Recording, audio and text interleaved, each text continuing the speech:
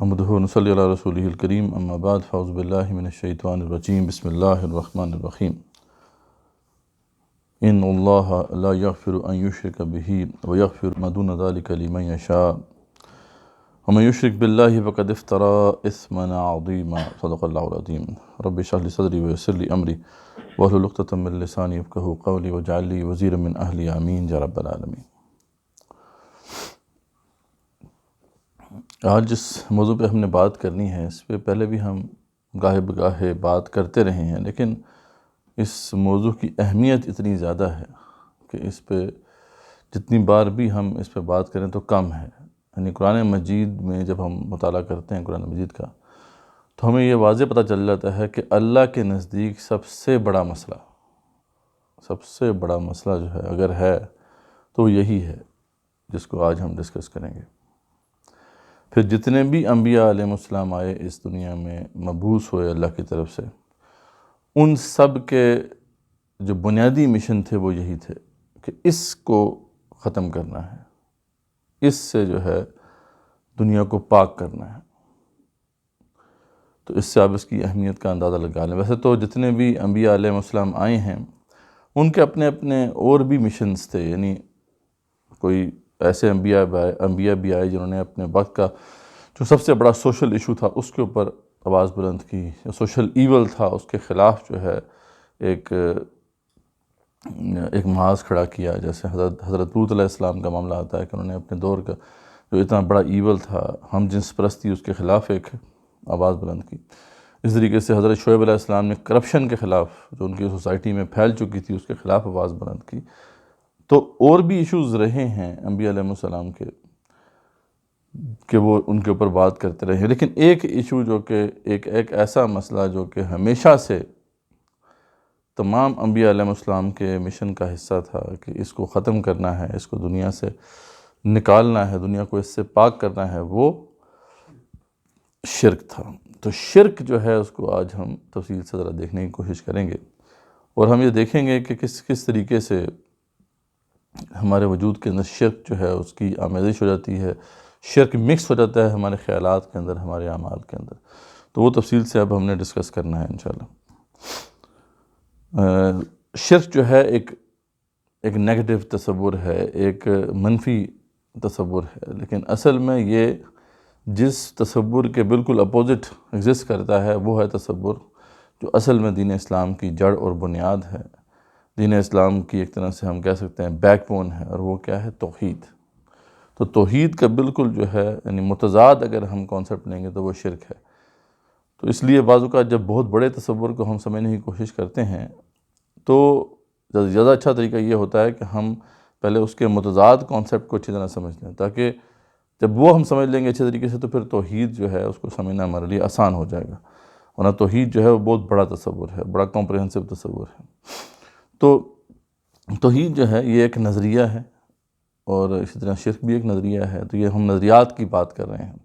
نظریات کی بڑی اہمیت ہوتی ہے، ہمارے اعمال جو ہیں وہ نظریات سے ہی اوریجنیٹ ہوتے ہیں۔ ہم کس قسم کا نظریہ رکھتے ہیں اسی حساب سے ہمارے اعمال بھی جو ہیں وہ ظہور پذیر ہوتے ہیں۔ ہاں، اس میں ایک فرق بھی آتا ہے، وہ بھی ہم آگے جا کے دیکھیں گے، لیکن یہ ہے کہ اس کی اہمیت کیا ہے ان نظریات کی، کہ اللہ تعالیٰ جو ہے خود بنی اسرائیل جو کہ بہت بڑی قوم تھی، یعنی یہ وہ قوم تھی کہ جن کی تربیت انبیاء علیہ السلام نے کی، ٹھیک ہے، یعنی وہ ایسی قوم شاید ہی تاریخ میں ہوئی ہو کہ جو اتنے طویل عرصے تک رہی ہو۔ مطلب ایسے تو قومیں رہی ہیں لیکن اتنا ان کا طویل عرصہ نہیں تھا، لیکن ایک ایسی قوم جو اتنے طویل عرصے تک رہی، اور اس طویل عرصے میں ان کی تعلیم و تربیت کا انتظام اللہ نے خود کیا۔ یعنی انبیاء علیہ السلام کی تربیت یافتہ یہ قوم تھی، بنی اسرائیل کی میں بات کر رہا ہوں۔ یہ وہ پریویلیج ہے جو ہمیں بھی حاصل نہیں ہے۔ یعنی امت مسلمہ کی ویسے تو بہت فضیلت ہے، لیکن اس حوالے سے امت مسلمہ جو ہے اس کو تو بہت مسائل سے دوچار ہونا پڑ رہا ہے۔ جس امیجن کہ آپ ابھی اس وقت سوچتے ہیں کہ یار یہ جس کی میں بات سن رہا ہوں پتہ نہیں یہ ٹھیک بھی بات کرے گا یا غلط بات کرے گا، ہمیں کیا پتہ۔ لیکن جس تھوڑی دیر کے لیے آپ امیجن کریں کہ ایک نبی موجود ہوتا ہمارے درمیان، تو یہ تو مسئلہ حل ہو گیا نا۔ اب تو وہ یعنی اس پہ سوچنے کی تو ضرورت ہی نہیں ہے کہ یہ بندہ ٹھیک ہے کہ نہیں، وہ تو بالکل ٹھیک ہے. بس اب ہمارا صرف ایک ہی ٹیسٹ رہ جاتا تھا کہ یعنی اس دور کے جو انسان کا ایک ہی ٹیسٹ رہ جاتا تھا کہ وہ جو راستہ دکھا رہا ہے اس پہ ہم چلتے ہیں یا نہیں چلتے. آج تو ہمارا جو ہے ٹیسٹ وہ دوگنا ہو گیا ہے. یعنی ایک تو پہلے ہم نے یہ فگر آؤٹ کرنا ہے کہ جو بات ہمارے ساتھ پہنچ رہی ہے یہ درست بھی ہے یا نہیں، اور پھر اگلا سٹیپ یہ ہے کہ ہم نے اس پہ عمل بھی کرنا ہے. تو یعنی یہ وہ پریویلیج ہے جو بنی اسرائیل کو حاصل رہی. لیکن اس سب کے باوجود ہم دیکھتے ہیں کہ بنی اسرائیل جو ہے وہ بہت اخلاقی گراوٹ کا شکار ہو گئی. یعنی کہاں پہ وہ مقام تھا ان کا جس کے بارے میں اللہ تعالیٰ خود بار بار قرآن میں فرماتے ہیں کہ ہم نے ان کو فضلتکم علی العالمین، تمام جہان والوں پر فضیلت عطا کی تھی. لیکن بعد میں ان کا حال یہ ہو گیا کہ سر عام عبادات کے دن یہ بزنس کیا کرتے تھے، اور زنا اور فحاشی اور شرک ان کے اندر عام ہو چکا تھا. اور یہاں تک کہ اتنے گر چکے تھے کہ ان کا ایک مشغلہ جو سب سے زیادہ مرغوب مشغلہ مردوں کا ہو گیا تھا وہ یہ کہ کسی کی عورت پر نظر رکھو، کسی کی بیوی پر، اور عملیات کر کے اس کو اس سے جو ہے علیحدہ کرواؤ اور اپنے ساتھ جو ہے تعلق اس کا بناؤ. تو یہاں تک جو ہے وہ محبوب قدموں میں وہی والی بات، جیسے ہمارے ہاں یہاں پہ جو ہے نا وہ بنگالی بابا اور پتہ نہیں کون کون سے پیر فقیر جو ہے وہ باتیں کرتے ہیں. تو اللہ تعالیٰ نے اس سب کا جو ہے ایک انالیسس ایک لائن میں پیش کر دیا کہ یہ سب کیوں ہوا، آخر وجہ کیا تھی. یہ تو نہیں بڑی قوم اور وہاں تک یہاں تک پہنچ گئی. تو اللہ نے فرمایا سورہ آل عمران میں کذالک بانہم، یہ سر یہ ہوا قالوا کہ انہوں نے یہ کہنا شروع کر دیا تھا لن تمسنا النار الا ایاما معدودات، ہمیں آگ نہیں چھوئے گی مگر گنتی کے چند دن. تو یہ ایک نظریہ ہی ہے نا یہ کہ آخرت ہوگی اور حساب کتاب ہوگا اور ہمیں اپنے اعمال کا حساب دینا پڑے گا، یہ ایک نظریہ ہے. لیکن جسٹ امیجن کہ اس نظریے کے اندر اتنا سا رکھنا پڑ گیا کہ مطلب آگ ہمیں نہیں چھوئے گی مگر گنتی کے چند دن. جانا تو ہے ہم نے جہنم میں اگر ہم غلط کام کریں گے، لیکن زیادہ دیر تک ہمیں اللہ وہاں پہ نہیں رکھے گا بلکہ گنتی کے چند دن رکھے گا اور بعد میں نکال لے گا. تو اللہ تعالیٰ فرماتے ہیں وغرہم فی دینہم ما کانوا یفترون. تو اللہ تعالیٰ فرماتے ہیں کہ ان لوگوں کے دین نے ان کو دھوکے میں ڈال رکھا ہے. یہ جو من گھڑت دین تھا اس نے ان کو دھوکے میں ڈالا رکھا ہے. ٹھیک ہے، تو نظریات کی اہمیت ہوتی ہے. تو اس لیے سب سے بنیادی نظریہ جو اسلام کا ہے وہ نظریہ توحید ہے. اس کو ہم جب تک نہیں سمجھیں گے ہمارے اعمال پہ اس کا امپیکٹ نظر نہیں آئے گا. تو اس لیے ہم اس کانسیپٹ کو اب تفصیل سے دیکھتے ہیں. اور جیسا میں نے بات کی کہ کیونکہ بہت بڑا تصور ہے تو ہم اس کی جو ضد ہے یعنی شرک اس سے سمجھنے کی کوشش کریں گے اور پھر آہستہ آہستہ ہم جو ہے توحید کو کمپریہنسولی سمجھنے کے قابل ہو جائیں گے. علامہ اقبال رحمۃ اللہ علیہ نے کیا خوب فرمایا تھا کہ زندہ قوت تھی جہاں میں یہ توحید کبھی، آج کیا ہے فقط ایک مسئلہ علم الکلام. یعنی توحید ایک زمانے میں ایک بہت بڑی قوت تھی. جو توحید کو سمجھ لیتا تھا وہ اتنا طاقتور ہو جاتا تھا، اتنا پاورفل ہو جاتا تھا. وہی تو بس میں کیا کہوں تجھ سے کہ وہ صحرا نشین کیا تھے، جہاں گیرو جہاں دارو جہاں بانو جہاں آرا. یعنی وہ صحرا نشین ان کو توحید سمجھ میں آئی، وہ دنیا کے لیڈر بن گئے. آج یہ جو تصور ہے اس کی یہ تاثیر کیوں نہیں ہے، اس کو ہم نے سمجھنا ہے. ٹھیک ہے جی. تو اللہ تعالیٰ جو ہے سورہ نساء میں بھی اس کو واضح کرتے ہیں اور بھی مختلف مقامات پر اللہ نے واضح کیا ہے کہ شرک بہت بڑا ظلم ہے اور شرک کو اللہ کبھی معاف نہیں کرے گا. میں نے وہ آیت آپ کے سامنے تلاوت کی کہ ان اللہ لا یغفر ان یشرک بہ ویغفر ما دون ذلک لمن یشاء. اللہ تعالیٰ اسے تو کبھی نہیں معاف کرے گا جو شرک کیا جس نے، بلکہ اس کے علاوہ جو کچھ بھی کوئی ہے کسی کے برے اعمال اللہ چاہے تو اسے معاف کر سکتا ہے، اللہ معاف کر دے گا. لیکن ان اللہ لا یغفر ان یشرک بہ، شرک کیا اسے اللہ کبھی معاف نہیں کرے گا. اور ومن یشرک باللہ، جس نے بھی شرک کیا اللہ کے ساتھ، فقد افترا اثما عظیما، تو اس نے بہت بڑا بہتان ہے جو اللہ پر باندھا ہے. اور جو ہے ایک اور جگہ پہ سورہ نساء میں ہی آگے شروع کی آیات ویسے ہی ہے بلکہ سیم الفاظ ہیں کہ ان اللہ لا یغفر ان یشرک بہ ویغفر ما دون ذلک لمن یشاء. بعد میں کہا ہے کہ وَمَن يُشْرِكْ بِاللَّهِ فَقَدْ ضَلَّ ضَلَالًا بَعِيدًا، جس نے بھی شرک کیا وہ بہت دور کی گمراہی میں پڑ گیا۔ سورہ لقمان میں اللہ تعالیٰ نے واضح کیا کہ وَإِذْ قَالَ لُقْمَانُ لِابْنِهِ وَهُوَ يَعِظُهُ يَا بُنَيَّ لَا تُشْرِكْ بِاللَّهِ، یعنی اپنے بچے لقمان جو تھے، جو بہت بڑے حکیم انسان تھے، انہوں نے اپنے بچے کو نصیحتیں کی، اور سب سے پہلی نصیحت جو ہے انہوں نے یہی کہی تھی کہ اے میرے بچے، یا بنی لا تشرک باللہ، اللہ کے ساتھ کسی کو شرک مت کرنا، ان الشرک لظلم عظیم، یہ شرک جو ہے وہ سب سے عظیم جو ہے وہ ظلم ہے، یعنی اس سے بڑا ظلم اور کوئی ہو نہیں سکتا کہ اللہ کے ساتھ جو ہے شریک ٹھہرا دیا جائے۔ تو اس کی جو سمجھ لیں کہ ہلاکت خیزی ہے یا اس کی سیورٹی ہے اس گناہ کی، یہ تو ہمارے سامنے بالکل واضح ہے۔ لیکن دوسری بات جو ایک جگہ پہ اللہ تعالیٰ نے سورہ یوسف میں ہمارے سامنے رکھی، وہ ہمیں چونکا دیتی ہے، پکڑ کے ہلا دیتی ہے، کہ اللہ فرماتے ہیں کہ کوئی شرک کوئی ایسا تصور نہیں ہے کہ یا تو آپ نے اسے ایکسیپٹ کر لیا یا اسے ریجیکٹ کر لیا۔ شرک ایک فلوئڈ چیز ہے۔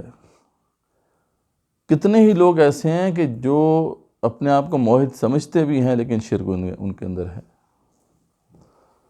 یعنی شرک طرح طرح سے ہمارے اندر جو ہے اپنی جڑیں پکڑتا ہے۔ وہ جو اقبال نے فرمایا تھا نا کہ ابراہیمی نظر پیدا مگر مشکل سے ہوتی ہے۔ ابراہیم علیہ السلام کی نظر پیدا ہونا تو اتنی آسان نہیں ہے کہ وہ آپ کو نگاہ ملے، وہ انسائٹ ملے، کہ ہوس چھپ چھپ کے سینوں میں بنا لیتی ہے تصویریں۔ یہ جو ہماری ہوس ہے یہ ہمارے دلوں میں جو ہے وہ باطل بتوں کی تصاویر بنا لیتی ہے، بت تراش لیتی ہے۔ تو اللہ فرماتے ہیں کہ وَمَا يُؤْمِنُ أَكْثَرُهُمْ بِاللَّهِ إِلَّا وَهُمْ مُشْرِكُونَ، کہ وَمَا يُؤْمِنُ أَكْثَرُهُمْ، ان کی اکثریت کا حال یہ ہے کہ یہ نہیں مجھے مانتے مگر یہ کہ ساتھ تھوڑا بہت شرک بھی کرتے ہیں، إِلَّا وَهُمْ مُشْرِكُونَ، لیکن ساتھ شرک بھی کرتے ہیں، یعنی ماننے والے بھی مشرک ہیں۔ تو اب اس لیے اس کی گہرائیوں کو سمجھنا بڑا ضروری ہے۔ کہیں ایسا تو نہیں ہے کہ ہمارے اندر شرکیہ جو ہے تصورات وہ اپنی جڑ پکڑے ہوئے ہیں۔ علامہ اقبال رحمۃ اللہ نے تو اس پہ بہت کلام کیا ہے۔ انشاءاللہ ہم اسی سیریز کے اندر جو ہے بعد میں علامہ اقبال کا تصور توحید اور شرک بھی بیان کریں گے انشاءاللہ۔ اور اقبال نے بڑی خوبصورت بات کی نا، جو میں سر بسجدہ ہوا کبھی تو زمین سے آنے لگی صدا، تیرا دل تو ہے صنم آشنا، تجھے کیا ملے گا نماز میں۔ دل میں تو صنم ہے تیرا دل صنم آشنا ہے، وہ اللہ آشنا تو ہے ہی نہیں، وہ خدا آشنا تو ہے ہی نہیں، وہ تو صنم آشنا ہے۔ تو نماز تو اللہ کی پڑھنے آ گیا، تجھے نماز میں کیا ملے گا۔ دوبارہ اس پہ ہم بڑی تفصیل سے بات کریں گے انشاءاللہ۔ تو شرک جو ہے دیکھیں اس کی دو بڑی کیٹیگریز ہیں۔ ایک ہے شرک جو نظریے کا شرک ہے، عقیدے کا شرک ہے، سوچ کا شرک ہے، اور ایک ہے جو عمل کا شرک ہے۔ ٹھیک ہے جی، یعنی ہمارا نظریہ کیا ہے، ہماری سوچ کیا ہے، ہم کیا ایکسیپٹ کرتے ہیں، یہاں پہ عقیدے کا مسئلہ آ جاتا ہے۔ یعنی جب ہم سے کوئی پوچھے کہ بھئی کیا اللہ ہی سچا خدا ہے، کیا اللہ کے سوا کوئی الہ ہے یا نہیں ہے، ہم کہتے ہیں بالکل اللہ ہی سچا خدا ہے، اللہ کے سوا کوئی الہ نہیں ہے۔ تو نظریہ ہمارا ٹھیک ہے، مطلب اس کانٹیکس میں جب ہم بات کریں نظریہ ٹھیک ہے، لیکن عمل کا ٹھیک ہونا گارنٹی نہیں ہے۔ ہو سکتا ہے عمل ہمارا اس کے مطابق ہو ہی نہ۔ تو عمل کا شرک جو ہے اس کو سمجھنا بہت مشکل ہے، اور وہ بڑا ٹیکنیکل مسئلہ ہے، اس کو ہم دیکھیں گے انشاءاللہ۔ پہلے نظریے کے جو شرک ہے اس کو ہم سمجھ لیتے ہیں، پھر عقل کے شرک کو ہم نظریے اور عقل کے شرک کو ہم سمجھ لیتے ہیں، اور پھر بعد میں ہم عمل کے شرک کو دیکھیں گے کیا ہے۔ تو جو نظریے کا شرک ہے یا جو عقیدے کا شرک ہے یا سوچ کا شرک ہے، اس کی بھی دو سب کیٹیگریز ہیں۔ ایک کیٹیگری جو ہے وہ بہت آسان ہے اس کو سمجھنا، وہ اس سے جو ہے عام طور پہ انسانیت کا ایک بڑا فیکشن محفوظ ہی رہا ہے، اور وہ ہے ذات کا شرک، یعنی اللہ تعالیٰ کی ٹوٹل ذات، وہ ذات مع صفات، یعنی اللہ تعالیٰ اپنی ذات اور اپنی تمام صفات سمیت وہ انٹیکٹ ہے، اور کوئی اس کے برابر نہیں کیا گیا، کوئی اس کے برابر جو ہے اس کا ہمسر نہیں کیا گیا، یہ توحید ہے۔ لیکن اس کے برعکس اگر اللہ کی پوری ذات اٹھا کر کسی غیر اللہ کو دے دی جائے، یعنی شرک یہی ہوتا ہے نا کہ اللہ تعالیٰ کی جو ایٹریبیوٹس ہیں، اللہ تعالیٰ کی جو ذات ہے اور اس کے تمام صفات ہیں، وہ تصورات جو ہیں آپ کسی اور ہستی کو دے دیتے ہیں، اور وہ جو کوئی بھی ہستی ہے وہ پھر اللہ کے برابر ہو جاتی ہے۔ تو تمام کی تمام ذات کو اٹھا کر اللہ کے برابر قرار دے دینا کسی مطلب تاریخ انسانی میں بہت ہی کم ہوا ہے، اور لیکن ہوا ہے، اور اس کے بارے میں قرآن مجید میں بالکل ذکر بھی ہے۔ سب سے زیادہ بڑا ظلم جو ہے یہ عیسائیوں نے کیا تھا، جب عیسائیوں نے عیسیٰ علیہ السلام کو اللہ کا بیٹا قرار دے دیا تھا۔ مطلب انہوں نے کہا تھا کہ اللہ کا یہ نسلی بیٹا ہے، جب نسلی بیٹا ہے تو جو صفات باپ میں ہیں وہی صفات جو ہیں پھر بیٹے کے اندر ہوں گی۔ لیکن وہ یہاں تک اتنی یعنی ایک سٹیپ میں نہیں پہنچے تھے، وہ شروع کہاں سے ہوا تھا، وہ ہم نے لاسٹ 1-2 لیکچر پہلے ہم نے اس میں ڈسکس کیا تھا کہ اللہ تعالیٰ نے عیسیٰ علیہ السلام کو اپنا کلمہ کہا ہے، کہ اللہ تعالیٰ خود فرماتے ہیں کلمتہ، وہ اللہ تعالیٰ جو ہے ان کے کلمہ ہیں۔ اب انہوں نے جو ہے کلمہ سے کلام کر دیا، وہ ہے نکال دیا۔ اب کلمہ جو ہے وہ تو اللہ کا ایک ورڈ ہے کن، جس سے جو ہے عیسیٰ علیہ السلام کی پیدائش ہوئی ہے، لیکن جب آپ اسے کن سے ایک ورڈ سے ہٹا کر کلام بنا دیتے ہیں تو کلام تو بہت وسیع ہے۔ کلام تو قرآن مجید بھی ہے، کلام تو انجیل بھی ہے، تورات بھی ہے، کلام تو جو کچھ بھی لوح محفوظ میں لکھا ہے وہ سب کچھ ہے، اور کلام تو اللہ تعالیٰ کی صفت ہے، گویا کہ وہ اللہ تعالیٰ کی ذات سے جدا نہیں ہے۔ تو جب کلام بنا دیا پکڑ کے عیسیٰ علیہ السلام کو، تو کلام تو اللہ کی ذات سے جدا نہیں ہے۔ تو آہستہ آہستہ پھر انہوں نے یہ بحث شروع کر دی کہ یہ تو اب جو ہے اللہ کی کیونکہ ذات سے جدا نہیں ہے، اس لیے اس کو ہمیں خدا ہی ماننا پڑے گا۔ اور بعد میں ان کا جو آفیشیل عقیدہ بن گیا کہ یہ اللہ تعالیٰ کے کلام کا جسدی ظہور ہے، یعنی یہ فزیکل مینیفیسٹیشن آف کلام ہے۔ تو اس طریقے سے وہ پہنچے ہیں، لیکن بعد میں تو انہوں نے مطلب اللہ کا نسلی بیٹا قرار دے دیا، یعنی تمام کی تمام صفات صرف اب صفت کلام کا ایک جو ہے وہ فزیکل مینیفیسٹیشن نہیں رہی، بلکہ اب وہ کلی طور پر جو ہے ایک خدا بن گئے۔ تو یہ ایک بہت بڑا جرم ہے، اور اس کے بارے میں سورہ مریم میں اللہ تعالیٰ نے جو سخت وعید سنائی ہے ان کو، اور جس طریقے سے جس جلال سے وہاں کلام کیا، واقعی انسان کے رونگٹے کھڑے ہو جاتے ہیں۔ اللہ فرماتے ہیں وَقَالُوا اتَّخَذَ الرَّحْمَنُ وَلَدًا، کہ یہ کہتے ہیں کہ رحمان کی اولاد ہے۔ لَقَدْ جِئْتُمْ شَيْئًا إِدًّا، یہ تم بہت بڑی بات ہے جو کر رہے ہیں یہ لوگ۔ تَكَادُ السَّمَاوَاتُ يَتَفَطَّرْنَ مِنْهُ، قریب ہے کہ آسمان پھٹ جائیں، وَتَنشَقُّ الْأَرْضُ، زمین شک ہو جائے، اور وَتَخِرُّ الْجِبَالُ حَدًّا، اور پہاڑ ریزہ ریزہ ہو جائے۔ ایسی بات انہوں نے کی ہے، رحمان کی اولاد قرار دے دی۔ ان دعوا للرحمن ولدا، کہ یہ انہوں نے جو ہے رحمان کی اولاد رکھی۔ وما ينبغي للرحمن ان يتخذ ولدا، حالانکہ رحمان کے لائق کے شائن شان ہی نہیں ہے کہ اس کی اولاد ہو۔ تو اس پہ تو مسئلہ نہیں ہے، مطلب اس کو سمجھنا بھی بڑا آسان ہے، اتنا مشکل نہیں ہے کہ کوئی بھی اگر اللہ تعالیٰ کے برابر کر دے گا کسی بھی اور ہستی کو تمام کی تمام صفات سمیت، ذات و صفات سمیت، تو یہ تو شرک ہو جائے گا، یہ بڑا شرک ہے۔ اسی سے ملتا جلتا شرک جو ہے وہ انڈو چائنیز مذاہب کے اندر بھی ہوا۔ یہ فلسفیانہ مذاہب کہلاتے ہیں، ان کے اندر جو ہے ایک تصور تھا ہمہ اوست کا تصور۔ وہ تصور کیا تھا؟ وہ تصور یہ تھا کہ یہ جو کائنات ہے، یہ یونیورس ہے، یہ خدا ہی ہے، ٹھیک ہے؟ یعنی انہوں نے کیا کیا کہ ایک بے جان شے کو، اس کائنات کو، اس مٹیریل دنیا کو خدا بنا دیا پکڑ کے۔ تبھی آپ کو اب سمجھ میں آئے گا کہ وہاں پہ جو بھی کوئی مٹیریل کوئی شے ہے اس کا خدا بن گیا ہوا ہے، بندر کا بن گیا ہے، سانپ کا بن گیا ہے، اور بھی پتہ نہیں ہر جو بھی آپ نام لے لیں، چوہے کا بن گیا ہے، کیونکہ وہ یونیورس ہے ہی خدا۔ ان کے نزدیک یونیورس جو ہے وہ خدا ہے، تو پھر یونیورس میں کوئی بھی کسی کو اٹھا لو پکڑ کے، آپ پوجھ لو، مسئلہ نہیں ہے۔ تو یہ ایک بہت بڑا جو ہے شرک ہے جس کی بنیاد وہاں پہ ڈلی ہے۔ ایک اور تصور ان کے ہاں انکارنیشن کا تصور ہے کہ یہ جو کرشنا یا رام چندر کے بارے میں ان کا آتا ہے کہ وہ جو ہے انسان ہی تھے لیکن خدا ان میں انکارنیٹ کر گیا، حلول کر گیا، اب یہ خدائی ہیں۔ تو اب یہ نہیں وہ کہتے کہ یہ ان کے اندر خدائی آ گئی ہے یا کچھ صفات ہیں جو خدائی کی آ گئی ہیں، وہ کہتے ہیں یہ پورے کا پورا خدا ہی ان میں ہے۔ یہ ہم اس والے بھی یہ کہتے ہیں کہ پورے کا پورا خدا یہ کائنات ہی ہے۔ تو یہ تو بڑا شرک ہے، اس پہ تو اللہ تعالیٰ کی جو وعید ہے اور اللہ تعالیٰ کا جلال ہے وہ ہم دیکھ چکے ہیں۔ تو الحمدللہ یہ امت اوورآل جو ہے ہم دیکھتے ہیں کہ اس قسم کی شرک سے بچی رہی۔ ہمارے ہاں ایسا کوئی تصور نہیں آیا، جو کہ جس پہ اللہ کا شکر ادا کرنا چاہیے، ٹھیک ہے۔ تو یہ پہلے شرک کی جو ہے کیٹیگری ہے، یعنی سب کیٹیگری ہے شرک فی العقیدہ کی، یا نظریے والا جو عشق ہے اور نظریے والا جو شرک ہے اس کی یہ سب کیٹیگری ہے، ٹھیک ہے، یعنی ذات میں شریک کر لینا، شرک فی الذات اسے کہتے ہیں۔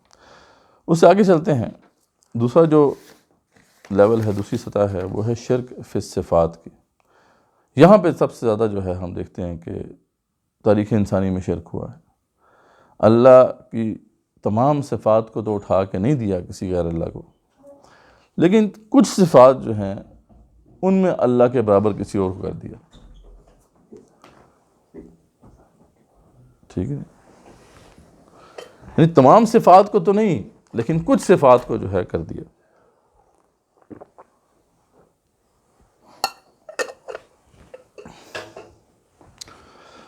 اور یہاں پہ بہت بڑا مسئلہ ہے، یہاں پہ جو ہے یہ امت مسلمہ اگر یہ ہم مبالغہ سے کام نہ بھی لیں تو اکثریت شاید جو ہے اس قسم کے شرک میں آج بھی مبتلا ہے، اور تاریخ انسانی میں بھی اس قسم کے شرک سے جو ہے کوئی امت نہیں بچی۔ یعنی اللہ کی تمام صفات اگر ٹھیک بھی ہیں، مطلب کسی کو اللہ کی ان صفات میں شریک نہ بھی کیا ہوا ہے، لیکن صرف ایک صفت میں بھی کسی کو شریک بنا لیا تو یہ شرک ہو جائے گا، اور یہ بھی بڑا شرک ہے۔ اس پہ بھی وہی وعیدیں ہیں جو کہ پہلی کیٹیگری آف شرک کے اوپر ہیں کہ اللہ تعالیٰ اس شخص کو کبھی معاف نہیں کریں گے۔ تو اس کے اندر پھر کچھ مسائل ہیں جو کہ ہماری سوسائٹی میں پھیلے ہوئے ہیں، جن کے اندر پھر اس حوالے سے شرک ہو رہا ہے، ان کو ہم دیکھیں گے۔ تو سب سے پہلے جو ہے مسئلہ وہ شفاعت کا ہے۔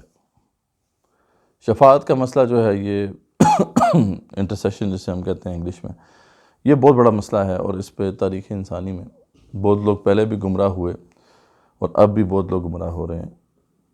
کانسیپٹ تو سمپل یہ ہے کہ روز محشر جو ہے سفارش کریں گے اللہ کے کچھ نیک بندے، اور خاص طور پہ ہمارے کانٹیکسٹ میں انبیاء علیہ السلام، اور بالخصوص رسول اکرم صلی اللہ علیہ وسلم نے ہمارے لیے جو ہے شفاعت کرنی ہے، سفارش کرنی ہے۔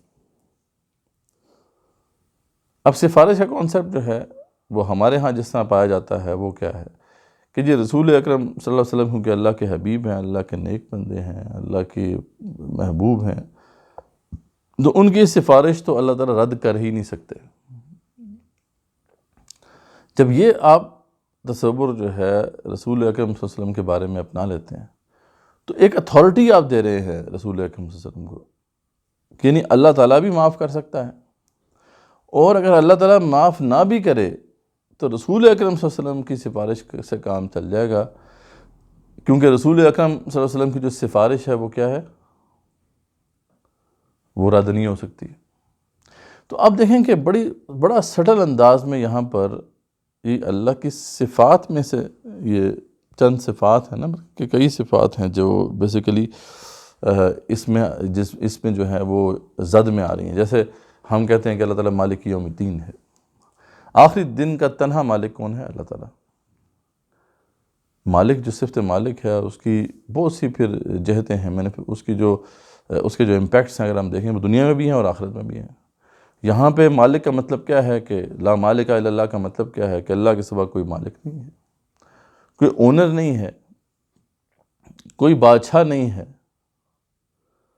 سب کچھ اللہ تعالیٰ ہی کا ہے۔ لہو ما فی السماوات و ما فی الارض، جو کچھ بھی زمین و آسمان میں ہے اللہ کا ہے۔ تو اس کا پھر کیا مطلب ہے؟ اس کا مطلب ہے کوئی اور اگر دعویٰ کرتا ہے یہاں پر ملکیت کا تو وہ شرک کر رہا ہے۔ لیکن اس کا ایک جو تعلق ہے وہ آخرت سے ہے کہ روز محشر کا بھی وہ تنہا مالک ہے، اب وہاں جب آپ نے رسول اکرم صلی اللہ علیہ وسلم کو یہ طاقت دے دی، یہ پاور دے دی، تو پھر آپ نے کیا کیا ہے؟ یہاں پہ رسول اکرم صلی اللہ علیہ وسلم کو اللہ کے برابر قرار دے دیا، کیونکہ آپ سے پوچھا جائے یا آپ نے کوئی ایسے الفاظ تو استعمال نہیں کیے ہیں کہ جی میں اب رسول اکرم صلی اللہ علیہ وسلم کو اللہ تعالیٰ کی جگہ پہ رکھ رہا ہوں، آپ نے تو ایسے الفاظ استعمال نہیں کیے۔ یہی بات ہے کہ الفاظ آپ کے میٹر نہیں کرتے، اصل بات یہ دیکھنا ہوگا کہ آپ کا تصور کیا ہے۔ آپ کا تصور جو ہے اس پہ پھر ڈیپینڈ کرے گا کہ آیا جو ہے وہ اس کی زد جو ہے وہ توحید پہ پڑتی ہے کہ نہیں پڑتی۔ تو یہاں پر اللہ تعالیٰ نے اس معاملے کو بڑی تفصیل سے واضح کیا، کیونکہ یہ شرک جو تھا یہ اس سوسائٹی کے اندر بھی بہت گہرائی سے جو ہے پھیلا ہوا تھا، اور ہماری سوسائٹی میں پھیلا ہوا ہے۔ تو آپ دیکھتے ہیں کہ قرآن مجید میں بے شمار آیات اس پہ اتری ہیں، ذہن سے اس کانسیپٹ کو کھرچ دیا گیا ہے کہ ایسا کوئی چکر نہیں ہے۔ کچھ آیات ملاحظہ کریں گے، سورہ طٰہٰ میں اللہ فرماتے ہیں کہ لا یومئذ لا تنفع الشفاعہ، اس دن جو ہے شفاعت فائدہ نہیں دے گی، الا من اذن لہ الرحمن ورضی لہ قولا، الا یہ کہ رحمان کسی کو اجازت دے، کسی کے لیے اجازت دے اور اس کی قول سننا پسند، اس کی بات سننا پسند کرے، ٹھیک ہے، یعنی کسی کو اجازت دے اور پھر اس کی بات سننا پسند کرے۔ کسی کے لیے ہوگا نا، کسی کے لیے اللہ تعالیٰ کہیں گے ٹھیک ہے تم اس کے لیے سفارش کرو، تو اللہ فرما رہے ہیں کہ وہاں پر شفاعت جو ہے اس کا کوئی فائدہ ہی نہیں ہے، الا یہ کہ رحمان اجازت دے کسی کو اور پھر اس کی بات کو سننا پسند کرے۔ مطلب ایک تو دو چیکس اس کے اوپر آ گئے۔ ایک تو اللہ تعالیٰ کیا فرما رہے ہیں کہ اول تو یہ کہ سفارش اللہ کی اجازت کے بغیر ہوگی ہی نہیں۔ اللہ تعالیٰ جب ارادہ ہی نہیں اللہ نے کیا کہ اس کی سفارش ہونی ہے تو کسی کو موقع ہی نہیں ملے گا کہ وہ سفارش کرے، تو پہلے تو مسئلہ یہیں پہ ختم ہو گیا۔ پھر اگر اس کو اجازت دے بھی دی اللہ تعالیٰ نے، تو اللہ فرما رہے ہیں کہ وہ سفارش کر بھی دے تب بھی اسے قبول یا رد کرنا اس کا اختیار میرے پاس ہے۔ تو دوسرے لیول کا چیک ہو گیا۔ اب بھی اگر کوئی بندہ یہ سوچتا ہے کہ رسول صلی اللہ علیہ وسلم کی سفارش جو ہے وہ لازماً قبول ہو جائے گی، تو وہ خام خیالی میں ہے۔ اللہ فرما رہے ہیں کہ اول تو اسے اجازت نہیں ملے گی، اگر اجازت مل بھی گئی کسی کو تو یہ اللہ کے اختیار میں ہے کہ اسے قبول کرے یا رد کرے۔ اچھا، پھر سورہ نبأ میں اللہ فرماتے ہیں کہ لا یتکلمون الا من اذن لہ الرحمن وقال صوابا، اور اس دن جو ہے اللہ تعالیٰ لا یتکلمون، وہاں کوئی کلام تک نہیں کر سکے گا، الا من اذن لہ الرحمن، الا یہ کہ رحمان کی اجازت ہو۔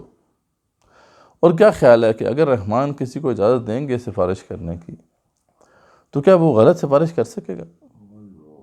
تو اللہ فرماتے ہیں وقال صوابا، اور وہ بات بھی پھر ٹھیک ہی کرے گا، وہ غلط بات نہیں کر سکتا، کسی کی غلط سفارش ہو ہی نہیں سکتی۔ تو یہ بات بالکل واضح طور پہ اللہ تعالیٰ نے قرآن میں بیان فرما دی۔ اس کے بعد اس کے علاوہ بے شمار آیات ہیں، اللہ تعالیٰ فرماتے ہیں لا تملک نفس لنفس شیئا والامر یومئذ للہ، کسی شخص کو کسی کے بارے میں کوئی اتھارٹی وہاں پہ نہیں ہوگی، حکم اور امر صرف کس کا ہوگا؟ اللہ کا ہوگا۔ وہ حدیث جو کہ اس پوری گمراہی کی بنیاد بن گئی، وہ صحیح حدیث ہے، صحیح بخاری میں ہے، اور کتاب التوحید کے اندر، انٹرسٹنگ بات ہے، کتاب التوحید کے اندر ہے وہ حدیث، جو کہ لوگوں نے جس کو بنیاد بنا لیا، اور یہ سارا شرک جو ہے اس ایک حدیث کے اوپر کھڑا ہوا ہے۔ حالانکہ اس حدیث کو اگر پورا پڑھ لیں تو مستار ہو جائے گا۔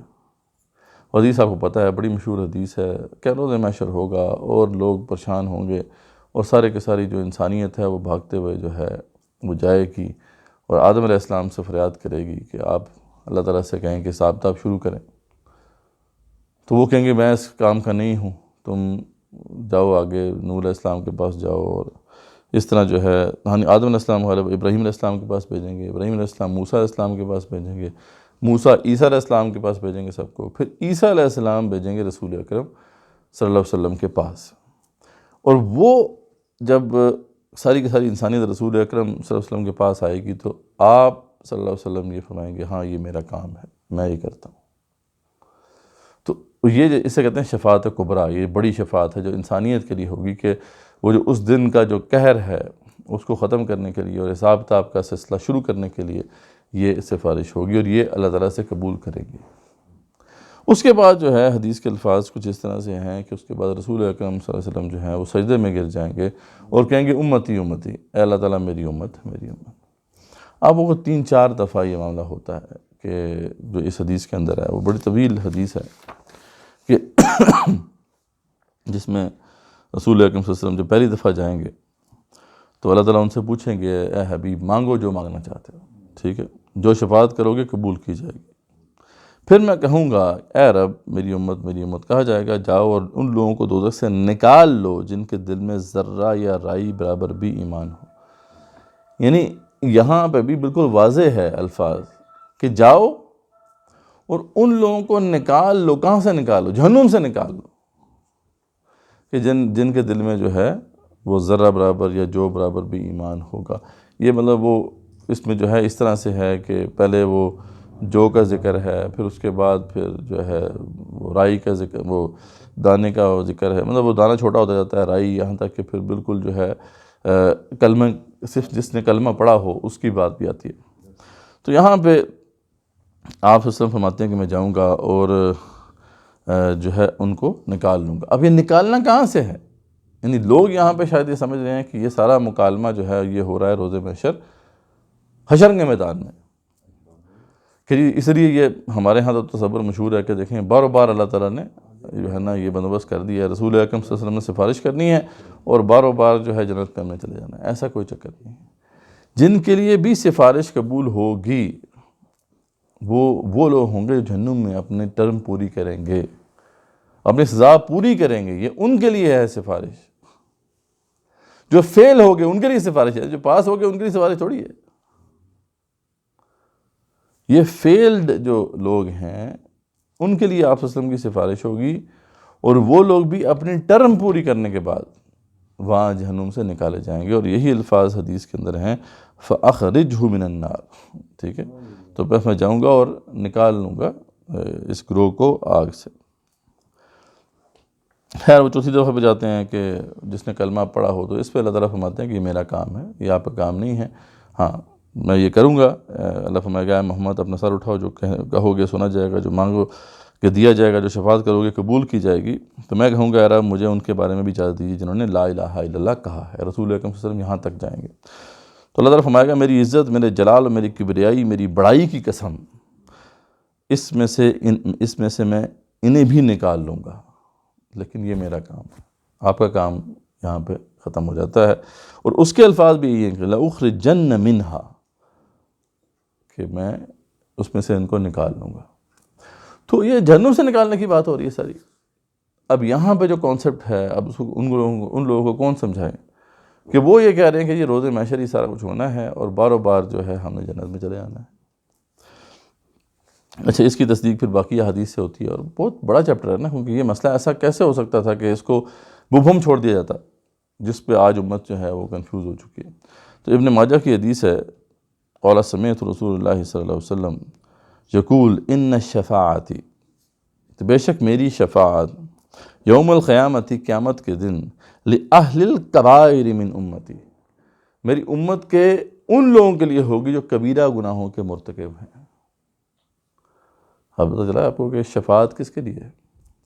جو فیل ہو گئے، جو کبیرہ گناہ کرتے تھے، توبہ نہیں کی، دنیا سے چلے گئے، توبہ کری تو پھر تو معاف ہو جاتا ہے، کبیرہ گناہ بھی معاف ہو جاتے ہیں، لیکن توبہ نہیں کی تھی اور وہ دنیا سے چلے گئے، تو پھر ان کے لیے جو ہے یہ سفارش کا معاملہ رکھا گیا ہے۔ اس طریقے سے ایک اور حدیث جو ہے یہ صحیح بخاری کے اندر کتاب الرقاق میں ہے کہ آپ صلی اللہ علیہ وسلم نے فرمایا کہ یخرج قوم من النار بشفاعت محمد صلی اللہ علیہ وسلم فیدخلون الجنہ، تو ایک گروہ جہنم سے محمد عربی صلی اللہ علیہ وسلم کی شفاعت سے باہر نکالا جائے گا اور جنت میں داخل ہوگا، ٹھیک ہے۔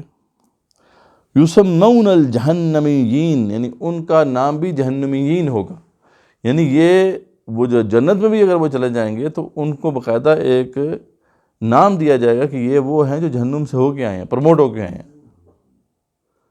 تو معلوم ہوا کہ یہ تو جہنم سے ہو کے نکلنے کی بات ہو رہی ہے، یہاں پہ کوئی باروں بار والا چکر جو ہے کوئی بائی پاس نہیں ہے، یہ جس کا تصور ہمارے ذہنوں میں ڈال دیا گیا۔ تو یہ بہت بڑی ایک صدم ظریفی ہے کہ ایک حدیث جو کتاب التوحید میں موجود تھی اس کو بنیاد بنا کر جو ہے اتنا بڑا فتنہ کھڑا کیا گیا۔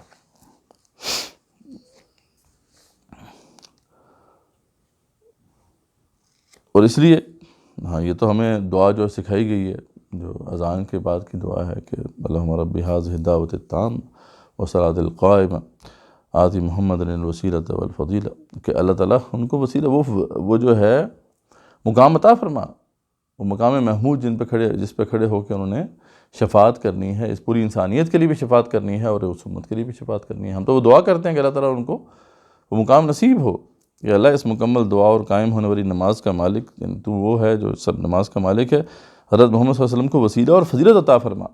وسیلہ کیا ہے؟ وہی جو مقام محمود ہے، اور وابعثہ مقام محمودا، اور ان کو مقام محمود پر فائز فرما، الذی وعدتہ، جس کا آپ نے ان سے وعدہ کیا ہے۔ تو ہم اس کی دعا ہر نماز اذان کے بعد کرتے ہیں۔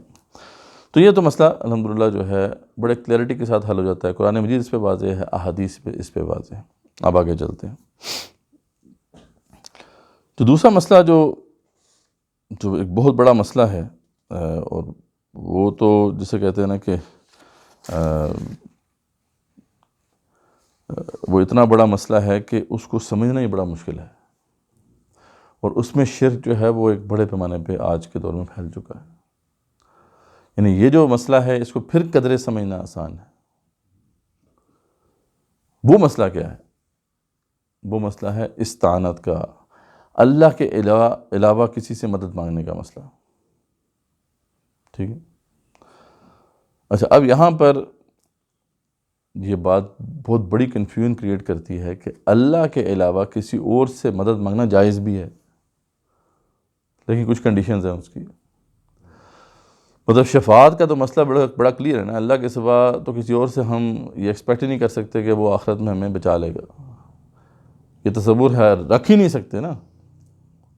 یہاں پر یہ ہے کہ اللہ کے سوا کسی اور سے مدد مانگنا جائز بھی ہے کچھ صورتوں میں۔ یہاں سے کنفیوژن پیدا ہوتی ہے، جس کی وجہ سے بہت سے لوگ پھر اس شرک کا ارتکاب کرتے ہیں کہ آپ کو مشکل درپیش تھی، سب سے پہلے تو آپ کو اللہ سے ہی مانگنا تھا، آپ نے اللہ سے مانگا، لیکن عالم اسباب میں کوئی آپ کی مدد کر سکتا تھا تو آپ اسے ریکویسٹ کر سکتے ہیں، اس میں مسئلہ نہیں ہے، اور یہیں سے گڑبڑ پیدا ہوتی ہے۔ اس لیے اس قسم کے جو شرک کو اب سمجھنے کے لیے پھر ہمیں کچھ فارمولہ سمجھنا پڑے گا، کہ وہ فارمولہ ہمارے ذہن میں رہنا چاہیے۔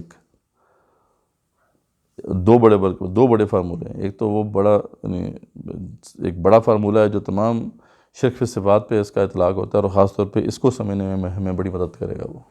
اور دوسرا ایک اور فارمولہ جو ہے جو اس مسئلے سے متعلق ہے، استعانت کے مسئلے سے۔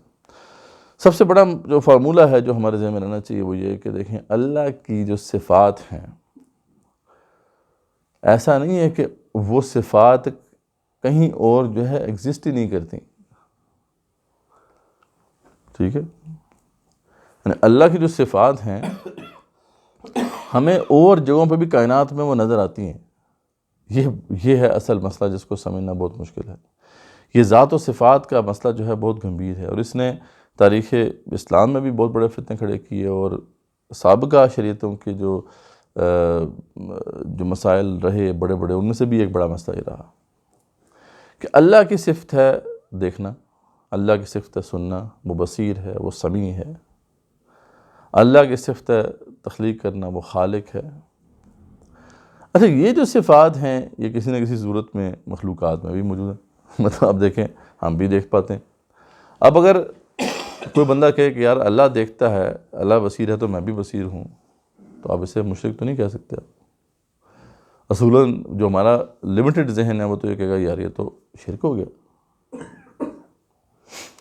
تو اس لیے اس مسئلے کو یوں سمجھایا گیا ہے کہ اللہ کی جو صفات ہیں ان کے بارے میں 3 کانسیپٹس ہیں جن کو مد نظر رکھنا ہے، کہ اللہ کی صفات جو ہیں ایک تو اس کی ذاتی ہیں، عطائی نہیں ہیں، یعنی اللہ کی صفات وہ ہیں جو ان کو اون کرتا ہے۔ کسی نے اللہ تعالیٰ کو وہ صفات عطا نہیں کی، جبکہ مخلوق کا معاملہ کیا ہے کہ یہ صفات اس کو اللہ نے عطا کی۔ نمبر 2 یہ ہے کہ اللہ کی جو صفات ہیں وہ ہمیشہ سے ہیں اور ہمیشہ رہیں گی، جبکہ مخلوق کی صفات نہ تو ہمیشہ سے ہیں نہ ہمیشہ اس کے پاس رہیں گی۔ اور تیسری بات یہ ہے کہ اللہ کی صفات جو ہیں وہ لامحدود ہیں، اس کی کوئی لمٹ نہیں ہے، پوٹینشل ہے، اس کے اوپر کوئی لمٹ نہیں لگائی جا سکتی، جبکہ جو مخلوق کو اللہ تعالیٰ نے صفات عطا کی ہیں وہ لمیٹڈ عطا کی ہیں۔ یہ تین چیزیں اگر ہم سمجھ لیں گے تو پھر اس قسم کے شرک کو سمجھنا ہمارے لیے آسان ہو جائے گا، ورنہ مشکل ہے۔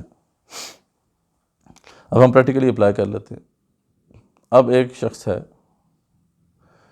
جو میری ایک ضرورت پوری کر سکتا ہے، ڈاکٹر ہے، میرے بچے کو بیماری لاحق ہو گئی، میں اسے جا کے ریکویسٹ کروں گا کہ ڈاکٹر صاحب میرے بچے کو دیکھ لیں، میرے بچے کا مسئلہ ہے، آپ اس فیلڈ کے ایکسپرٹ ہیں۔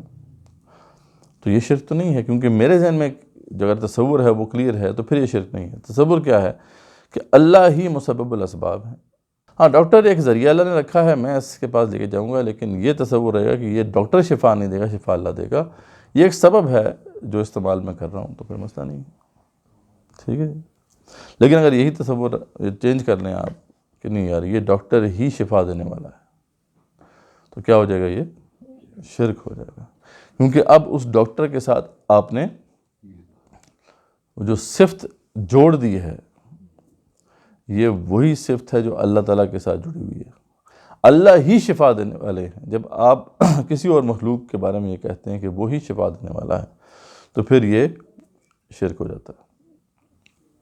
اس طریقے سے اگر آپ کے ذہن میں یہ کلیئر ہوگا کہ بھئی ٹھیک ہے اللہ تعالیٰ شفا دینے والے ہیں، لیکن اللہ تعالیٰ نے اپنی صفت میں سے کچھ اس کو بھی عطا کیا ڈاکٹر کو، لیکن اس کے پاس لمیٹڈ ہے، یہ کیپیسٹی لمیٹڈ ہے، اصل کیپیسٹی اللہ نے اپنے پاس رکھی ہے۔ اس کے پاس جو عطا کی گئی ہے وہ ایک تو اس کو عطا ہوئی ہے، اس کے پاس تھی نہیں، اور دوسرا ہے کہ وہ لمیٹڈ ہے۔ تو آپ کبھی بھی پھر مروب نہیں ہوں گے، اس مسئلے میں پھنسیں گے نہیں، ٹھیک ہے۔ تو یہ مسئلہ کلیئر ہو جاتا ہے، ٹھیک ہے۔ اس طریقے سے دیگر مسائل میں بھی آپ اس کو اپلائی کر سکتے ہیں۔ انسان کی نگاہ اصل میں دھوکہ کھا جاتی ہے۔ انسان فار ایگزامپل دیکھتا ہے کہ یار ایک بہت بڑا ایم این اے ہے، ایم پی اے ہے، اب بظاہر تو اس نے کتنے لوگوں کی جابیں لگوائی ہیں اور کتنے لوگوں کے مسائل حل اس نے کیے ہیں، تو ظاہری آنکھ جو ہے وہ دھوکہ کھا جاتی ہے کہ پتہ نہیں شاید یہ سب کانشیس ہوتا ہے، یہ کانشیسلی نہیں ہوگا۔ اگر آپ اس شخص سے کبھی پوچھیں آپ کہ یار تم سمجھتے ہو کہ واقعی یہ جو M N A M P یہی جاب دلا سکتا ہے تمہارے بچے کو،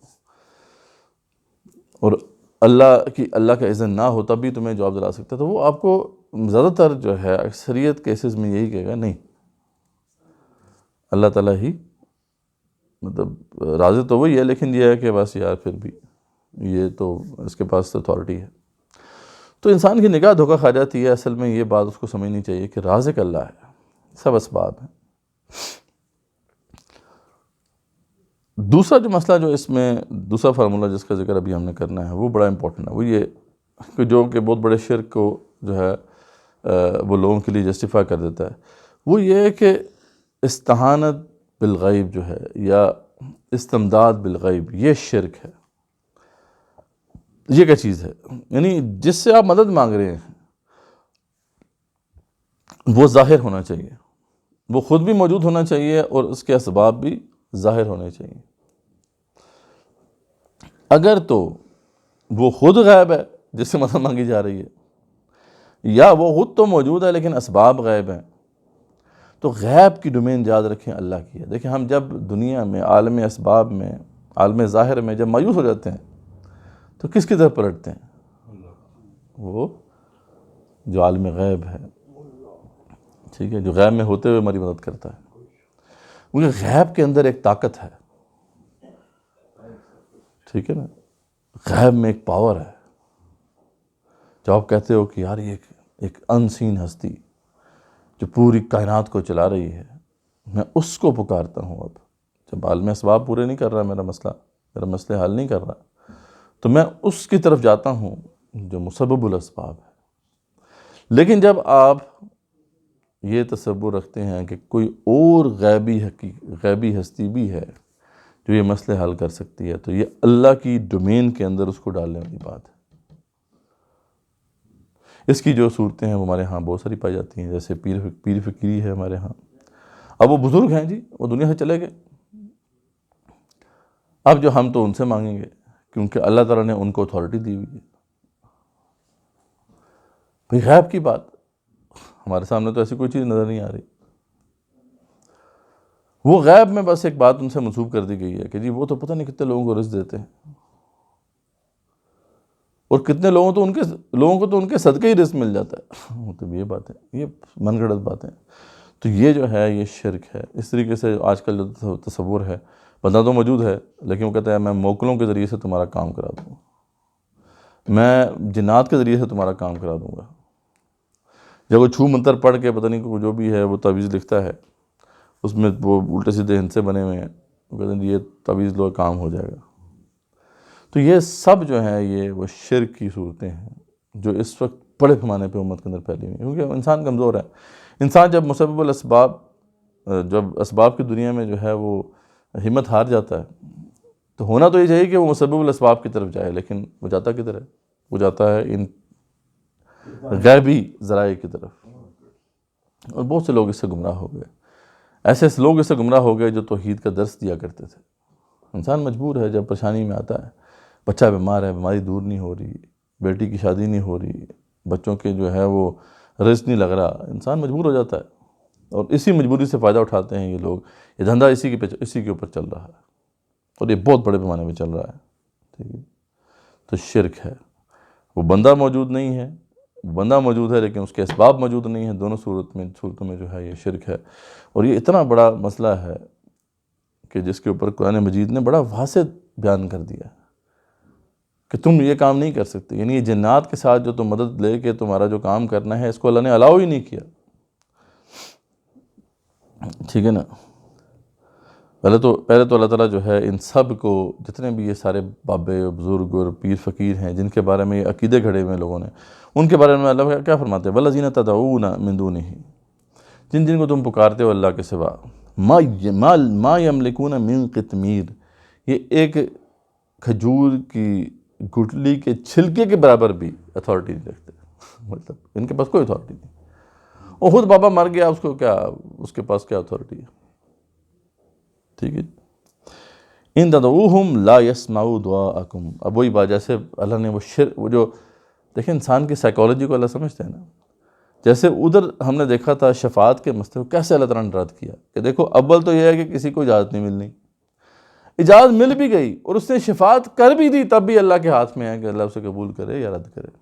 یہاں پہ اللہ تعالیٰ اسی طریقے سے اس مسئلے کو بھی حل کر رہے ہیں. اللہ فرما رہے ہیں ان تدعوہم، اگر تم ان کو پکارو، ویسے تو ان کے پاس کوئی اتھارٹی نہیں ہے، ان تدعوہم لا یسمعوا دعاءکم، تو بھائی وہ تمہاری دعائیں سننے کے قابل ہی نہیں ہے، وہ تو سنتے ہی نہیں ہیں. وَلَوْ سَمِعُوا، اور اگر وہ سن بھی لیں، وہی بات، وہ انداز ہے نا اللہ تعالیٰ، اللہ کا انسان کی سائیکالوجی کو سمجھتے ہیں. اگر مگر سب ختم کر دیتے ہیں اللہ تعالیٰ قرآن مجید میں. اول تو وہ تو سن ہی نہیں سکتے نا. اب یہاں پہ آپ کو پتا بڑی بحث چلتی ہے جی، یہ جو ہے مردوں کے بارے میں کہ جی وہ تو سنتے ہیں، اور وہ الٹی سیدھی دلیلیں لی جاتی ہیں. دیکھیں جی آپ وہ قبر میں وہ قبرستان جاتے ہیں تو آپ السلام علیکم یا اہل القبور کہتے ہیں، تو اس لیے جو ہے تو سن سکتے ہیں، اور بڑی دلائل دیے جاتے ہیں. تو اللہ تعالیٰ فرمایا کہ اللہ نے بحث ہی ختم کر دی. اچھا چلو یار ٹھیک ہے، تم نے یہ عقیدہ رکھنا ہے کہ مردے بھی سنتے ہیں، چلو ٹھیک ہے. اگر وہ سن بھی لیں، مستجابوا لکم، وہ تمہاری دعا قبول کرنے کے قابل ہی نہیں ہے. مطلب سن کے کیا کرے گا وہ؟ ٹھیک ہے سن لی اس نے بات، چل اس کے پاس کیا اتھارٹی ہے کہ وہ مسئلے کو حل کر سکے. وَيَوْمَ الْقِيَامَةِ يَكْفُرُونَ بِشِرْكِكُمْ، بلکہ قیامت والے دن تو وہ تمہارے شرک کا انکار کر دیں گے. روز محشر تو اب ظاہری بات ہے، یہ جو علی حجویری ہیں المعروف داتا گنج بخش، یا وہ جو پیران پیر ہیں شیخ عبد القادر جیلانی رحمۃ اللہ علیہ، اب ان کا قصور تھوڑی ہے. یہ تو دنیا میں توحید کا درس دیتے رہے ہیں، تو وہاں روز محشر بھی جب اللہ تعالیٰ ان سے پوچھے گا تو یہ تو صاف کہیں گے یہ تو شرک کرتے تھے.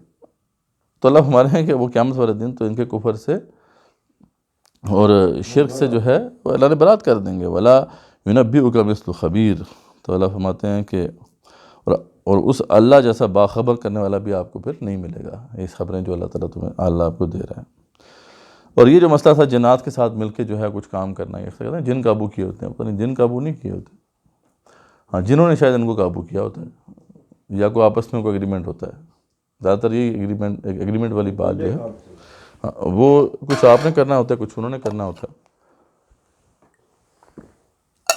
تو یہ جو ہے اس کے بارے میں سورہ انعام میں بڑی جو ہے واضح آیت آ گئی. اللہ فرماتے ہیں کہ یوم یحشرہم جمیعا، اور اس دن جو ہے وہ اللہ تعالیٰ اکٹھا کرے گا تم سب لوگوں کو. یا معاشر الجن قد استکثرتم من الانس، اے جنوں کی جماعت، تم نے نو انسانی پر خوب ہاتھ صاف کیا، تم نے خوب ان کو استعمال کیا. جنات کو اللہ تعالیٰ کہیں گے تم نے خوب ان کو استعمال کیا. اس کا مطلب جنات بھی ان کو استعمال کرتے ہیں، یہ صرف استعمال نہیں کرتے جنات کو.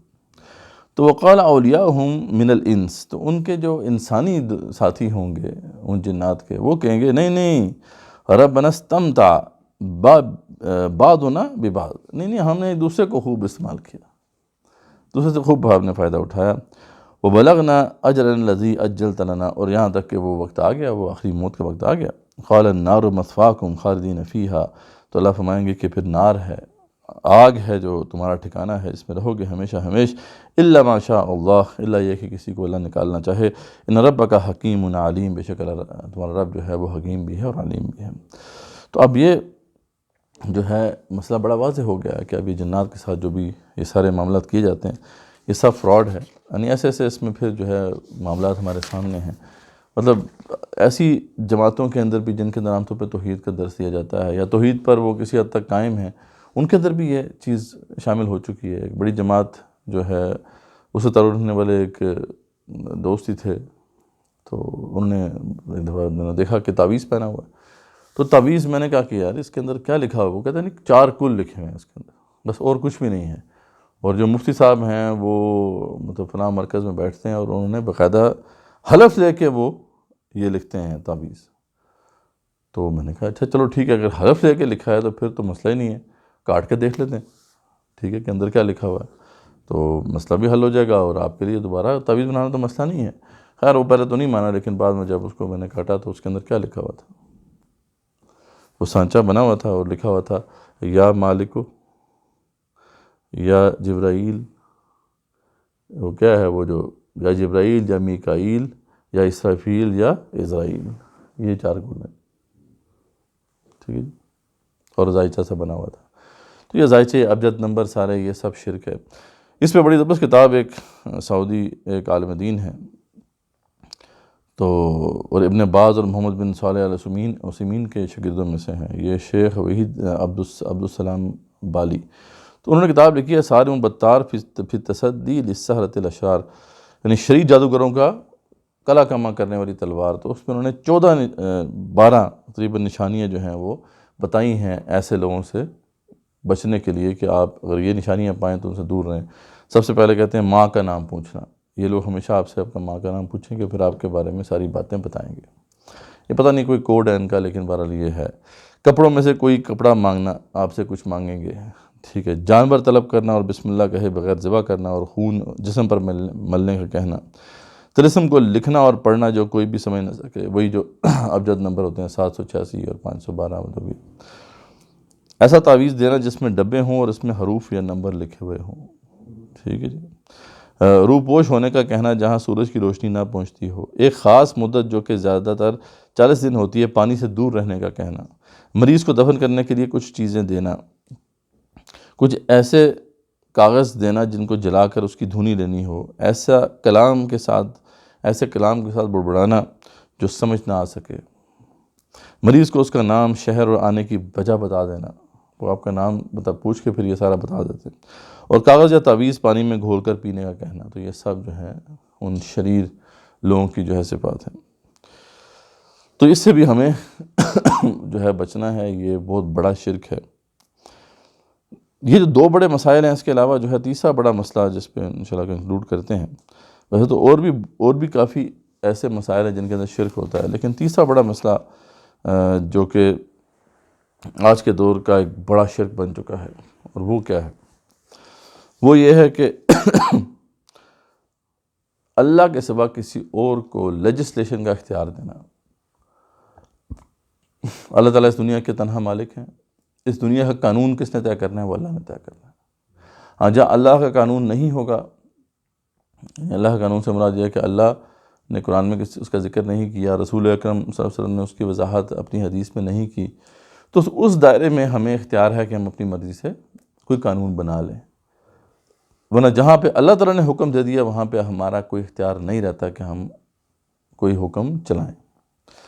لیکن یہ وہ معاملہ ہے جس نے پھر آج تو ایک بہت بڑے نظریے کی شکل اختیار کر لی، جسے ہم سیکولرزم کہتے ہیں۔ ویسٹ کے اندر جو نظریہ ہے سیکولرزم ہے، اس کے اندر کیا بنیادی بات ہے؟ بنیادی بات یہ ہے کہ separation of church and state. اب چرچ اور اسٹیٹ کے معاملات علیحدہ ہوں گے۔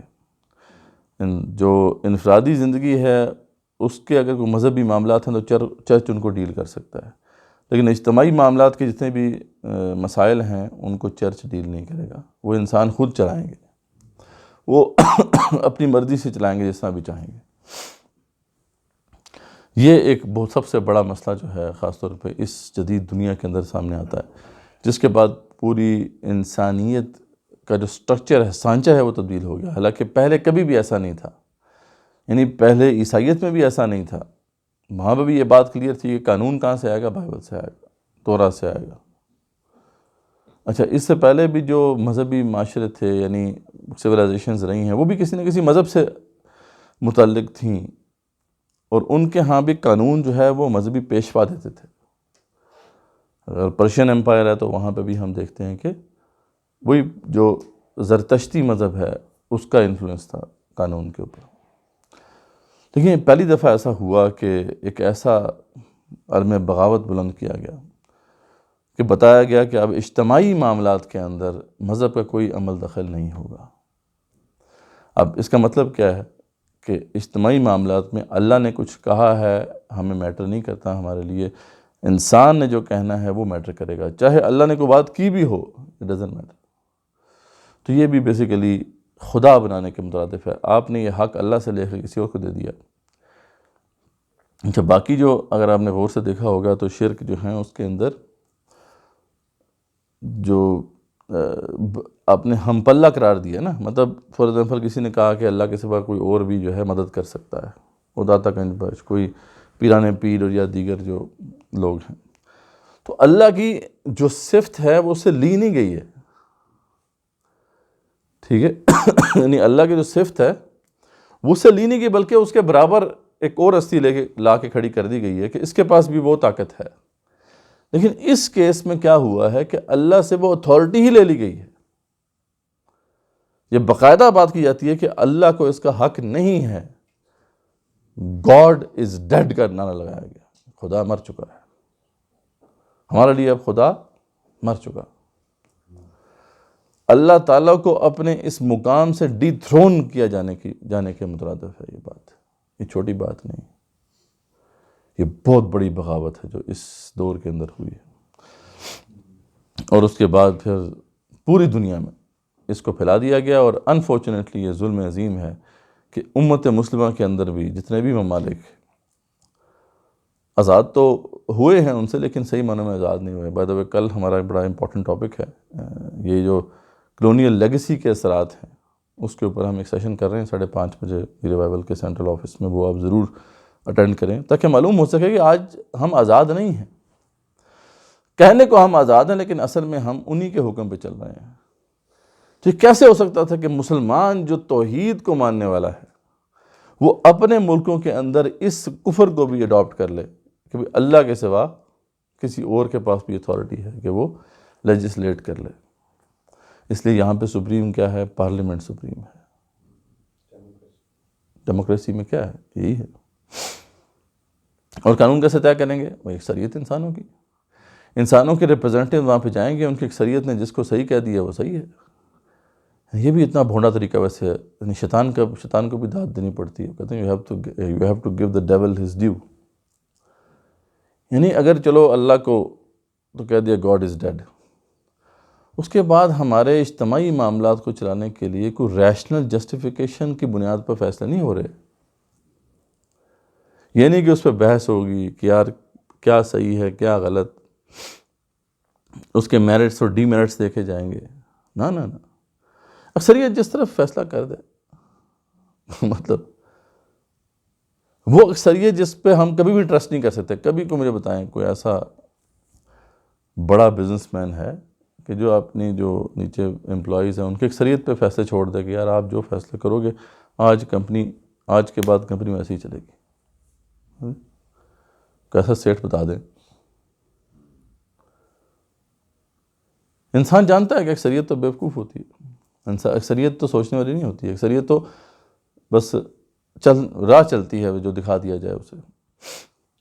تو اتنا مذاق، ایک طرح سے یہ مذاق کیا گیا، یہ اللہ کے ساتھ ایک مذاق کیا گیا کہ اللہ تعالیٰ نے جو طے کیا ہے جو انسانیت کے لیے بہترین ہے وہ تو ہم نہیں لیں گے. ہاں لیکن جو اکثریت جو جہلا پر مشتمل ہے، جو بے وقوفوں پر مشتمل ہے، بے وقوفوں سے مراد ہم کہہ رہے ہیں کہ وہ ریشنل انڈرسٹینڈنگ تو نہیں ہے اکثریت کی، وہ طے کریں گے کہ ہم کیسے چلیں گے.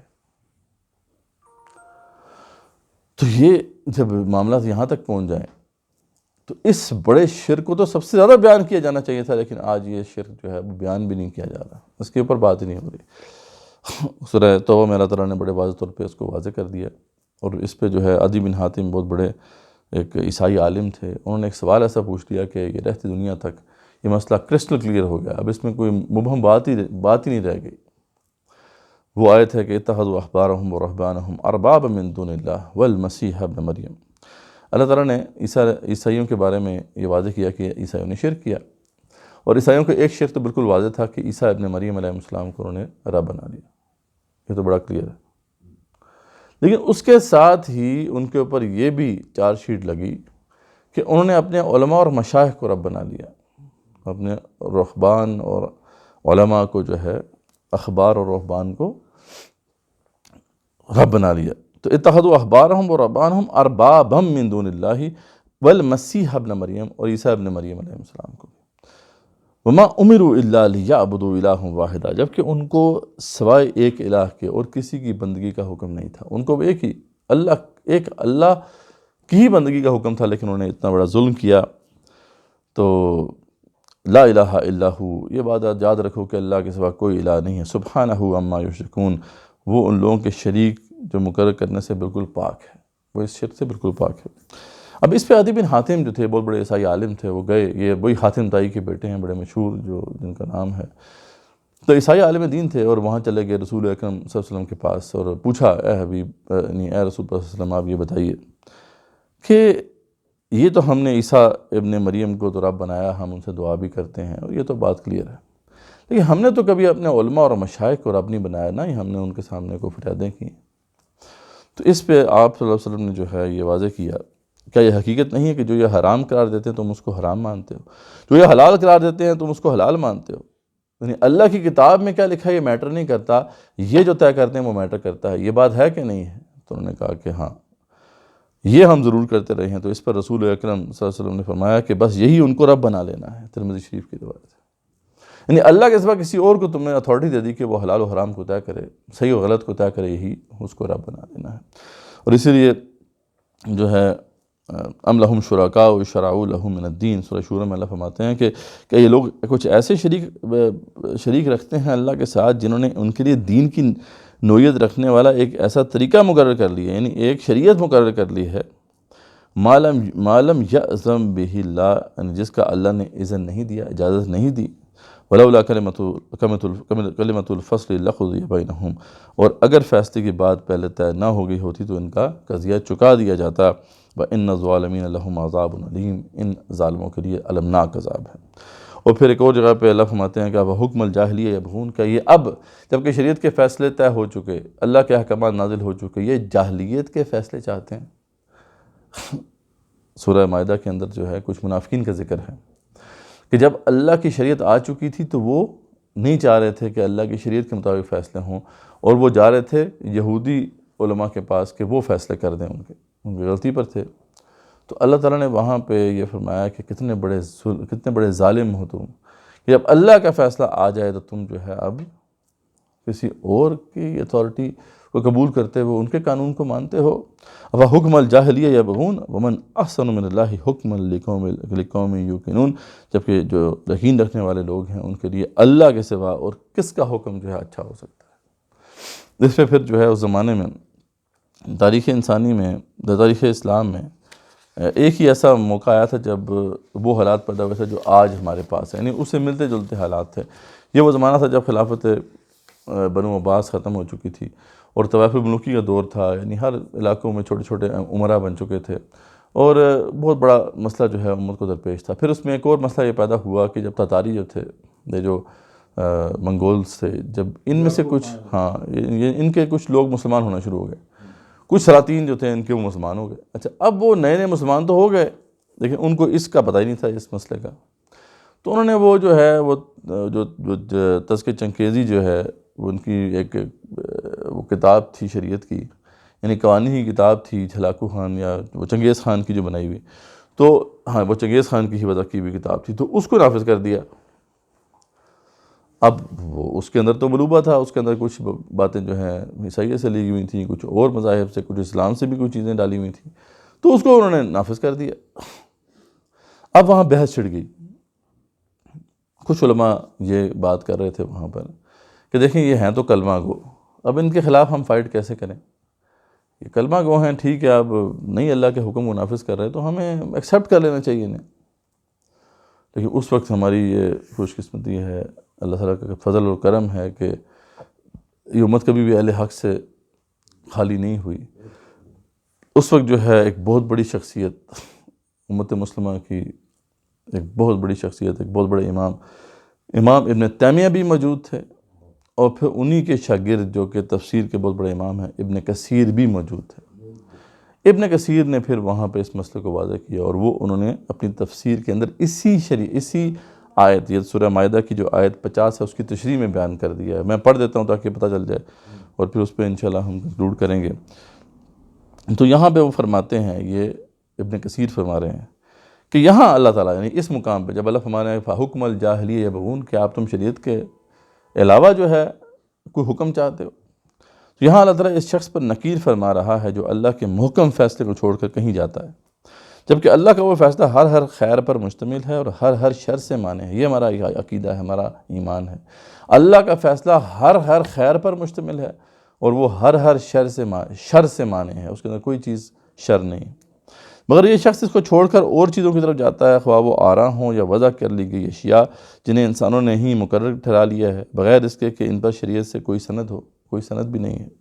جیسا کہ اہل جاہلیت اپنے حکم اور قانون کے لیے اپنی ان دلالتوں اور جہالتوں کو مقرر ٹھہرا لیتے تھے، جن کو اپنی آراء اور ہوا سے اختیار کر لیتے تھے، اور جس طرح یہ تاتاری ان شاہی فرامین کی بنیاد پر اپنا حکم اور قانون چلاتے ہیں، جن کا ماخذ ان کے بادشاہ چنگیز خان کا وضع کیا ہوا یاسک ہے، یسا جسے کہتے ہیں، یہ یاسک، یہ تذکرہ چنگیزی یا تذکرہ چنگیزی تاتاری قوانین کی کتاب ہے، جو کہ ایک مجموعہ قوانین سے عبارت ہے جو اس نے مختلف شریعتوں سے نکال کر اکٹھے کر لیے ہیں، یہودیت سے بھی، نصرانیت سے بھی، شریعت اسلامیہ سے بھی، جبکہ اس میں بہت سے قوانین ایسے ہیں جو اس نے خود اپنی ہی فکر اور ہوائے نفس سے مخوض کر کے جو ہے اس میں ڈال دیے ہیں، اور یوں یہ یاسک یا یاسا جو ہے اس کے آگے اس کی اولاد میں ایک دستور کی شکل اختیار کر چکا ہے، جس کی باقاعدہ پیروی کی جاتی ہے، اور جسے وہ کتاب اللہ اور سنت رسول اللہ صلی اللہ علیہ وسلم کو لاگو کرنے پر مقدم رکھتے ہیں۔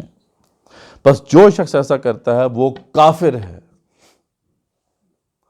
جو بھی ایسا کرتا ہے وہ کافر ہے، اس سے قتال واجب ہے تاکہ وہ اللہ اور اس کے رسول صلی اللہ علیہ وسلم کے قانون کی جانب پھر نہ آئے، یہاں تک کہ ہر معاملے میں، خواہ کوئی معاملہ چھوٹا ہو یا بڑا، وہ اللہ اور اس کے رسول صلی اللہ علیہ وسلم کو ہی فیصل اور حکم نہ ماننے لگے، اس وقت تک یہ مسلمان نہیں ہو سکتا، اور اس کے خلاف قتال واجب ہے۔ آج ہم دیکھ لیں کہ کیا معاملہ ہے۔ ہمارے تو اوپر جو مسلط لوگ ہیں وہ تو اس کو مانتے ہیں کہ شریعت تو سپریم نہیں ہے، پارلیمنٹ سپریم ہے۔ تو اللہ تعالیٰ نے، اور یہ بات کہاں سے انہوں نے پیش کی تھی؟ یہ خود نہیں پیش کی تھی، سورہ مائدہ میں اللہ تعالیٰ نے 3 جگہ پہ اس بات کو واضح کیا، وَمَن لَّمْ يَحْكُم بِمَا أَنزَلَ اللَّهُ، جو بھی اللہ کے اتاری ہوئی شریعت کے مطابق فیصلے نہیں کرتے، فَأُولَٰئِكَ هُمُ الْكَافِرُونَ، وہی کافر ہیں۔ اور آگے جا کے فرمایا کہ جو ہے فَأُولَٰئِكَ هُمُ الظَّالِمُونَ، وہی ظالم ہیں، اور آگے جا کے مزید فرمایا کہ فَأُولَٰئِكَ هُمُ الْفَاسِقُونَ، وہی لوگ فاسق ہیں۔ تو اسی پہ ہم کنکلوڈ کرتے ہیں۔ ہم نے جو عقیدے کا شرک ہے یا نظریے کا شرک ہے، وہ کسی حد تک اس کا احاطہ کر لیے، کچھ ایک دو ایشو چھوٹے موٹے رہ گئے ہیں، وہ انشاءاللہ نیکسٹ ٹائم کریں گے۔ اس سے ہمیں بچنا ہے، یہ وہ شرک ہے جس کی معافی نہیں ہے، جو بھی اس کا ارتکاب کرے گا وہ کبھی بھی جنت میں نہیں جا سکے گا۔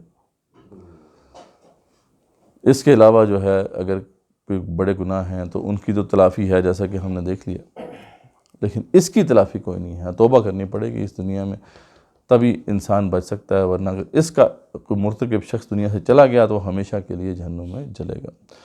آگے انشاءاللہ ہم نے شرک فی العمل یا عمل کے شرک کو سمجھنا ہے، تو وہ تو ایک ایسا معاملہ ہے جس کو جب ہم پڑھیں گے تو آپ کو معلوم ہوگا کہ شاید ہم میں سے کوئی بھی نہیں بچا ہوا، اور ہمارے اندر جو ہے یہ شرک کی آمیزش، شرک کی جو ہے مکسنگ وہ ہو چکی ہے، اور ہم بھی جو ہے وہ اسی ڈگر پہ چل رہے ہیں جس ڈگر پہ دیگر مشرکین چل رہے ہیں۔ انشاءاللہ اس پہ ہم بات کریں گے، یہیں پہ کنکلوڈ کرتے ہیں۔ وآخر دعوانا الحمدللہ رب العالمین۔